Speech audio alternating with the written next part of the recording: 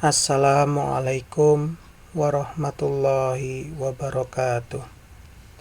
Alhamdulillahilladzi arsala rasulahu bil huda wa dinil haq liyudhhirahu 'ala dini kulli wa kafa billahi syahida.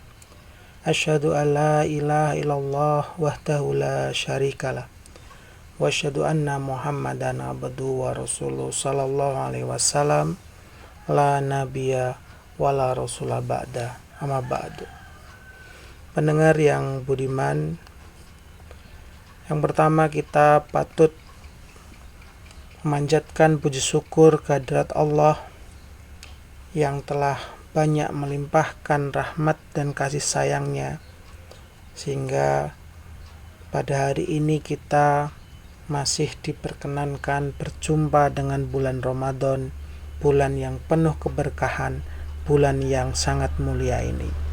Sholawat dan salam semoga selalu tercurah kepada junjungan kita Nabi Muhammad Sallallahu Alaihi Wasallam, pada para keluarganya, para sahabat dan para pengikutnya, dan insya Allah kita semua termasuk pengikut dari Nabi Muhammad Sallallahu Alaihi Wasallam.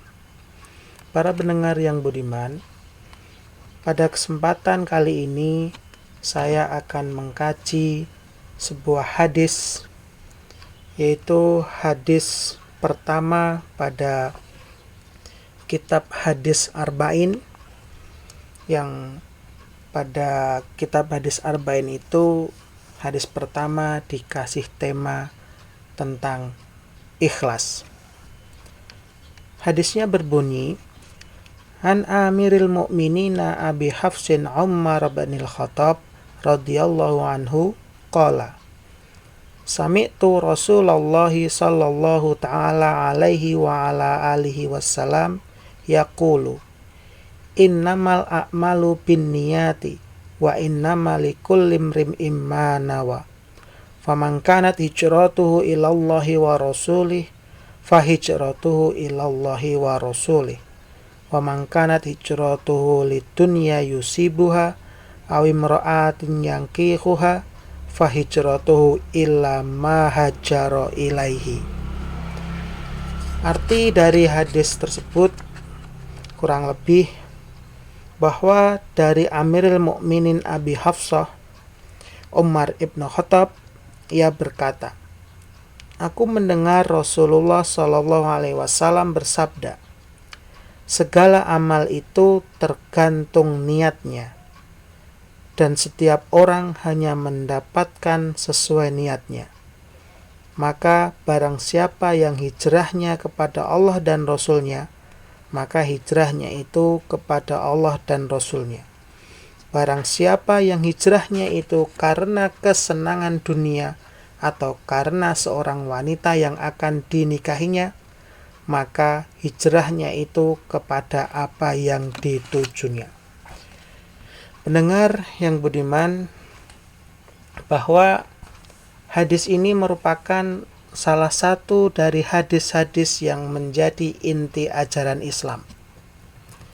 Imam Ahmad dan Imam Syafi'i berkata, dalam hadis tentang niat ini, menurut beliau berdua, ini mencakup sepertiga dari ilmu. Kenapa demikian?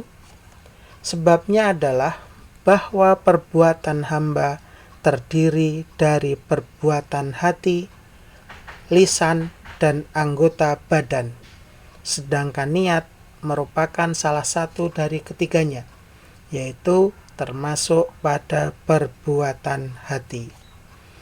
Diriwayatkan dari Imam Syafi'i bahwa Imam Syafi'i berkata, hadis ini mencakup 70 bab dalam fikih.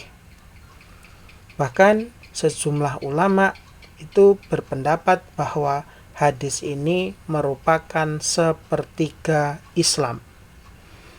Dari pendapat-pendapat para ulama tadi, ya, ini menunjukkan bahwa hadis ini memiliki keutamaan. Hadis ini memiliki tingkat yang sangat tinggi dalam ajaran Islam. Para pendengar yang beriman, Asbabul wurud atau sebab hadisnya ini turun adalah bahwa ada seorang yang hijrah dari Mekah ke Madinah dengan tujuan untuk dapat menikahi seorang wanita yang konon wanita tersebut itu bernama Ummu Qais. Jadi hijrahnya seorang tadi ya bukan untuk mendapatkan keutamaan hijrah, tetapi karena niatnya hanya untuk mendapatkan seorang perempuan bernama Ummu Qais. Maka orang itu kemudian dikenal dengan sebutan Muhajir Ummi Qais atau orang yang hijrah karena Ummu Qais. Itu adalah sebab-sebab hadis ini muncul. Para pendengar yang budiman dimanapun berada, paling tidak dari hadis ini kita dapat mengambil beberapa pelajaran. Pelajaran yang pertama adalah bahwa niat itu merupakan syarat layak diterima atau tidaknya sebuah amal perbuatan. Dan amal ibadah tidak akan mendatangkan pahala kecuali berdasarkan niat karena Allah Subhanahu wa ta'ala. Maka dengan demikian setiap beramal, terutama setiap hendak beribadah, kita hendaklah meniatkannya semata-mata karena Allah Subhanahu wa ta'ala, bukan karena yang lainnya. Pelajaran yang kedua dari hadis itu adalah bahwa waktu pelaksanaan niat dilakukan pada awal ibadah. Jadi sebelum melakukan ibadah itu hendaklah ada niat, yaitu niat beribadah, dan niatnya tulus semata-mata karena Allah. Dan tempat niat itu berada di hati. Maka pelaksanaan niat itu boleh dilakukan di dalam hati. Ya. Pelajaran yang ketiga dari hadis tersebut adalah bahwa ikhlas dan membebaskan niat semata-mata karena Allah Subhanahu wa ta'ala itu dituntut pada semua amal soleh dan ibadah. Nah, itu seperti yang saya sampaikan tadi, bahwa setiap hendak melakukan sesuatu hendaklah ya dilakukan, diniatkan karena Allah Subhanahu wa ta'ala. Nah, ini sebenarnya adalah definisi ikhlas yang paling otentik. Yaitu apa? Yaitu semata-mata melakukan sesuatu itu karena Allah Subhanahu wa ta'ala. Nah, itu adalah definisi ikhlas. Para pendengar yang beriman, yang dirahmati Allah dimanapun Anda berada, selanjutnya dari hadis ini kita juga bisa mengambil pelajaran bahwa seorang mukmin itu akan diberi ganjaran pahala berdasarkan pada kadar niatnya. Nah, maka ini berkaitan dengan hikmah tentang ikhlas yang tadi saya singgung. Jadi seorang mukmin itu diberi pahala itu berdasarkan kadar niatnya. Oleh sebab itu sangat penting melakukan pemurnian ya terhadap niatnya itu. Nah, yang dimaksud dari kadar niat itu adalah tentang pemurnian niat itu. Nah, bagaimana pemurnian niat itu? Pemurnian niat itu atau yang dimaksud dengan niatnya murni itu adalah semata-mata karena Allah Subhanahu wa ta'ala, bukan karena yang lainnya. Maka misalkan ketika kita hendak menolong saudara kita yang butuh pertolongan, ya, menolong kita itu hendaknya diniatkan karena Allah Subhanahu wa ta'ala, bukan karena yang lainnya. Nah, bukan karena pengen dipuji, pengen mendapatkan imbalan dan lain sebagainya, tidak, tetapi niat yang murni itu haruslah semata-mata karena Allah Subhanahu wa ta'ala. Dan ya, kadar niat itu ya haruslah dia tidak bercampur dengan yang lainnya. Ya, kadar niat yang murni itu berarti ya dia tidak tercampur dengan niat yang lainnya.